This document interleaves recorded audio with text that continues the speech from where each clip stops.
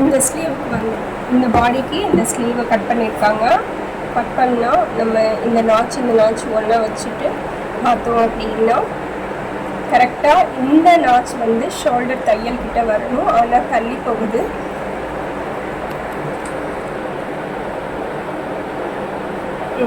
இவ்வளோ எக்ஸஸாக இருக்கு இல்லையா? இதை எப்படி கரெக்ட் பண்ணணும்? எதில் கூட இருக்குது? கையில் கூட இருக்குது. சரியா?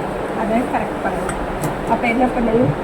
இதை இப்படி வச்சுட்டு நம்ம தைக்கும் போது பின்னாடி ஒரு கை வச்சுக்கணும்.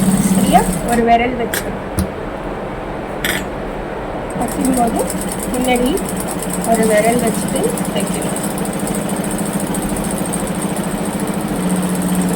இந்த மாதிரி தைச்சதால நம்மளுக்கு எதுவும் இது சுருங்கின மாதிரி எல்லாம் இல்லை, ஃப்ளாட்டாக தானே இருக்கு.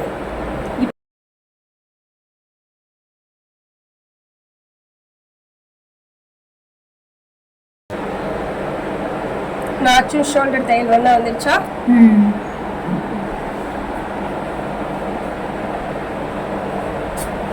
இப்போ அந்த எக்ஸ்ட்ரா இல்லாமல் இருக்கா? ஓகே.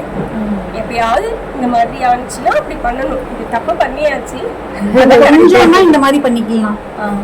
ரொம்ப எக்ஸஸான இவங்க வந்து என்ன பண்ணிருக்காங்க, அது வந்து சுருக்கமா வச்சிருக்காங்க. நான் பஃப் மாதிரி வச்சுட்டு வேற வழி எனக்கு என்னன்னு தெரியல. அதனால நான் பஃப் ஜாயின் ஆகும் எனக்கு. சரியா?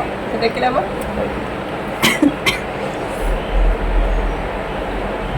சூப்பர். அது எப்படி சுருக்குமே இல்லாத மாதிரி இருக்கானா? வந்து ஹாஃப் இன்ச் அளவுக்கு கொஞ்சம் இதாக இருக்கு. ஸ்ட்ரிங்க் ஆயிருக்குமாங்க லைட்டா ஆகுது. அவங்க கை வச்சு பண்ணுறாங்க.